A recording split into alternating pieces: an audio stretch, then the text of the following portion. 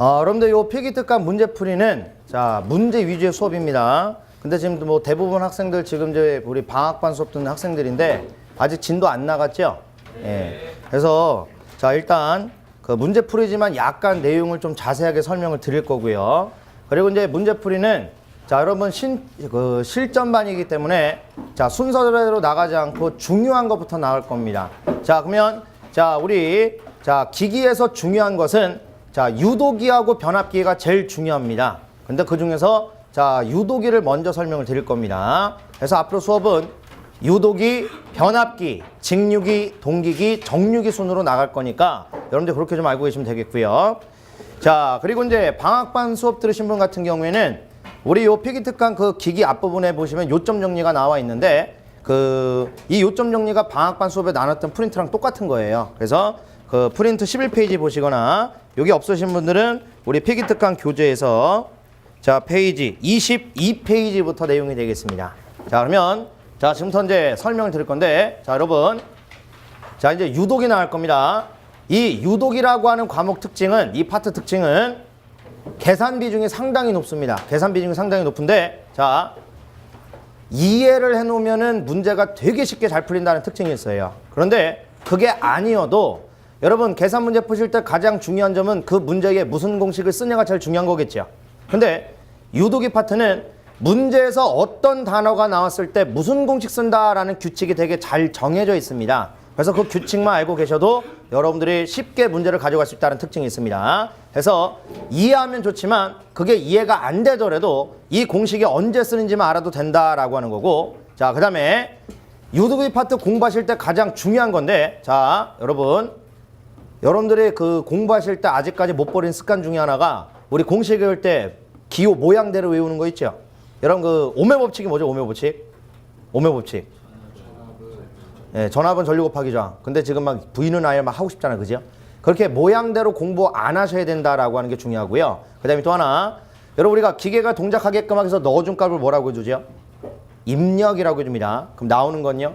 출력. 그럼 까먹으면은 손실. 그러면 손실이 항상 20% 발생하는 기계가 있는데 자, 이 기계에 내가 입력을 200W 넣었어요. 그럼 손실은 몇 와트 생길까? 40W 생기겠죠. 200의 20%가 손실일 거 아니에요. 그죠? 그러면 자, 지금 제가 물어본 이런 입력과 출력과 이런 손실의 관계만 잘 응용하셔도 유도기 되게 쉽게 가져갈 수가 있어요. 아시겠죠? 자, 그러면 자, 지금부터 자, 칠판만 보십시오. 어차피 프린트에 다 있는 거니까요. 자, 우리 제4장 유도기 나갈 건데 유도기는 회전하는 기계입니다. 근데 보통 자 시험상 우리가 거의 다 전동기로만 배운다 보시면 돼요. 발전기로 나온 일은 거의 없습니다. 자 그래서 제가 유도 전동기라고 써놨는데 여러분 우리 회전하는 기계는 구조가 항상 바깥에 가만히 있는 고정자가 있고 안에서 돌아가는 회전자가 있어요. 자 근데 우리가 유도 전동기 쓸 때 우리 전동기는 코드 꼽아서 전기 넣어줘야 되죠. 근데 항상 전기를 어디다 넣어주냐? 고정자에다가 넣어줍니다. 그래서 우리가 자 전기를 넣는 거를 1차 초로 보는 게 낫겠어요? 2차 초로 보는 게 낫겠어요? 1차 초로 봐야 되겠죠. 항상 들어가는 게 1차, 나오는 게 2차 개념이에요. 그래서 우리가 고정자에다 전기 넣어주니까 고정자를 1차 측, 회전자를 2차 측이다 라고 불러줍니다. 자 그러면 우리 유도기는요. 고정자에다가 전기를 놓으면 여러분들 우리 기계에 전류가 흐르면 다 코일 관선 감아놓겠죠. 우리 코일 관선에 전류가 흐르면 N극, S극 자석임이 생길 거 아니에요. 자 그런데 우리 유도기는 이 N극, S극 자석임이 가만히 있는 게 아니라 철심 따라서 빙글빙글 돌게끔 이렇게 만들어 놨습니다. 그럼 생각해 보세요. 자석임이 빙글빙글 돌고 있을 때 내가 이 안에다가 쇳덩이 갖다 놓으면 이 쇳덩이 뭐 하겠어요? 따라서 돌아버리겠죠. 자 다시 쇠구슬에다가 자석 갖다 대면 이 쇠구슬 붙들어 올 거 아니에요. 근데 자석 죽 잡아당기면 계속 따라가겠죠. 그럼 이 자석을 이렇게 돌리면 어떻게 될까? 따라서 이렇게 돌게 되겠지. 그죠? 자 이런 식으로 바깥에 자석임이 도니까 안에 있는 이 회전자가 돌아가는 기계를 우리 유도전동기라고 해주는데 자 근데 그럼 여기서 자 지금 이 회전자가 도는 이유는 바깥에 돌고 있는 자석임 때문에 그러죠. 자 우리가 이때 바깥에 돌고 있는 자석임을 뭐라고 해주냐? 회전자계다 라고 해줍니다. 그래서 얘를 회전자계 원리라고 해줘요. 단순하게 생각해 보십시오. 바깥에 자석임이 도니까 안에 있는 쇳덩이가 따라 돌아가는 게 바로 유도전동기다 보시면 돼요. 아시겠죠? 그래서 자 회전자계 원리다 보시면 되겠고 자 그럼 여기다가 이제 우리 각가지 전기적인 요소 이름을 갖다 붙일 건데 자 잘 들으십니다. 자 처음에 고정자에다가 전기 넣어준대요. 그럼 들어가는 건 입력이죠. 근데 우리가 고정자를 아까 1차 측이라고 한다고 해서 얘를 1차 입력이다라고 하고 쓸 때는 이렇게 써줍니다. 자, 그러면 내가 1차 입력 전기 넣어주면 이 아까 회전하는 자석임이 생긴대요. 회전한다는 얘기는 속도를 갖고 있겠죠. 이때 이 회전자계가 도는 속도를 우리가 무슨 속도라고 주냐면 바로 동기속도다라고 줍니다. 뭐라 그런다고요? 동기속도. 우리 동기속도 구하는 공식 어떻게 됩니까? 극수분의 120 곱하기 주파수다라고 하는 거죠. 그죠? 자, 그런데 여러분들 유독에서 가장 많이 쓰는 공식이 바로 이 공식이에요. 그래서 여러분들 이거 반드시 기억해 놓으시는데 저랑 같이 공부하신 분들은 아시겠지만 얘 동기속도 시험에 하도 잘 나와서 이거 자주 나는 사항 미리 외워놓으면 좋습니다 라고 했었습니다. 자, 얘 동기속도 60Hz 2극이면 몇 바퀴죠? 3600. 4극이면 1800. 12극이면 6극이면 1200. 8극이면 900. 12극이면 600인데 나 도대체 난 네가 뭔 소리 하는지 모르겠다 하신 분은 어디 보시면 되냐면은 우리 교재로 봐볼까요? 교재 프린트에서 10페이지 가보시면 자, 거기 동기기에서 동기기 구조 나와 있고 그 밑에 동기기의 분류 및 특성에서 바로 밑에 동기속도라고 나와 있습니다. 아니면 프린트로 보신 분들은 이제 프린트에 다 나와 있고요. 그래서 요거 하도 잘 나오니까 여러분들이 반드시 꼭 기억해 주셔야 됩니다. 자, 그럼 다시 한번 이제 가볼게요. 우리 칠판 볼게요.